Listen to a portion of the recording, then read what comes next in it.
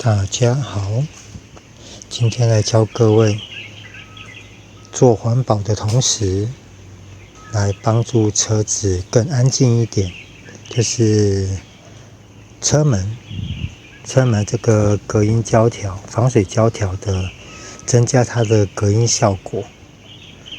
这个可能要看各位车辆而定啊。你们仔细看哦，你如果仔细看，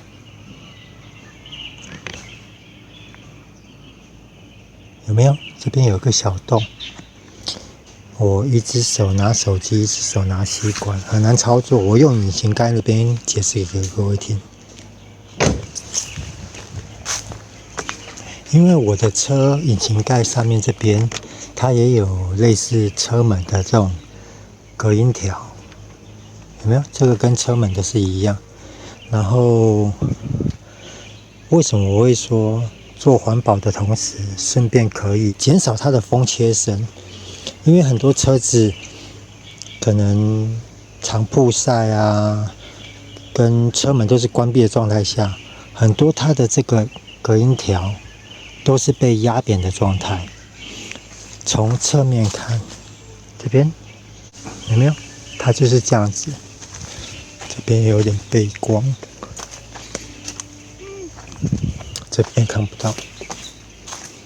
像这边，像当我们车门关闭的时候，它是不是就压扁？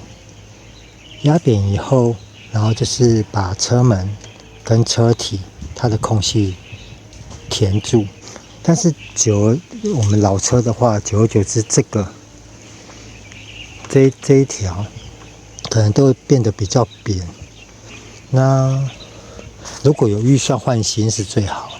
那如果可能老车有些零件不是那么好买，然后用我这个方式可以增加，但是能够增加的多少我不敢保证，因为每个人对听觉这种东西也是很主观。像我刚刚讲用车门那边，我有跟各位讲到，几乎每台车的隔音条，它上面都有个小洞，有一种吸管，它跟这个粗细差不多，然后它比较软，而且它的最重要的是，它多半在其中一边，它会有一个类似可以转折的设计，有点就是像这样子，它可以拉，可以折。我建议找那种吸管会比较好，因为第一它比较软，第二它没有这个尖尖的话，也比较不会把胶条戳破。那怎么弄呢？就是我建议是可能里面先去买一罐那个橡胶保护剂，喷进去以后喷一喷，然后用 WD 稍微的把吸管喷一下，然后从这个洞稍微转，有没有？这样就进去了。我手放开了，这样就进去了。然后就一直塞，一直塞，一直塞。那我们从侧面来看，原本的那个隔音条它是中空的，但是我们车门压久以后，它是变扁。它没有那么膨胀的话，就是它很容易跟车门尤其在灌风的状态下，它会跟车门有缝隙存在。然后我们塞进去以后，大概就是呈现这个状况。等一下，塞进去了，有没有？它就呈现这个状况。它承受压的力道会变得比较大，然后相对的，你在关门的时候，它那个密闭性也会比较好。像有些老车可能这个胶条变形，甚至破损的话，可能就是要换啊。因为我也有试过，如果破损的话，你用胶带贴不是很长久，过一阵子胶带退胶，它又掉下来。那今天最主要讲就是隔音条，用吸管去强化隔音条的气密性，从这个洞每台车的隔音条几乎都有这个洞，因为你没这个洞的话，你关起来的瞬间，那个有时候气压的压缩可能会把这个弄破，所以它都会有设计这个小洞。稍微找一下，你们就会看得到。然后就找一个比较方便的地方，从这个小洞塞进去，然后一直推一只，一直推一只。我举例好了，像如果我从这个洞塞，我就塞一只进去以后，第二只稍微就顶着第一只，再继续往里面塞。然后遇到转角处的时候，就可能换个方向。我再看你们举个例子好了。像我如果选择从车窗上方的话，如果我选择从这个洞的话，塞，是不是塞到这边？塞到这个转角处，就弯不下去了。这时候就要在这边再找一个孔，像这边还有一个孔，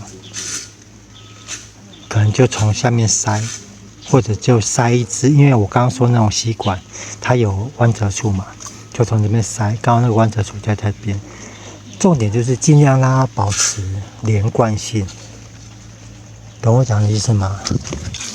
像这边这个转角，我们可能塞到这边就塞不过去了，我们就从下面这边。我们就从下面这边再继续往上塞，塞完以后再继续往下塞。像车门多半很多拐角处，所以我会建议找那种比较软的吸管，但是宽度跟这个差不多。你们也要看你们的车门的隔音条的宽度了。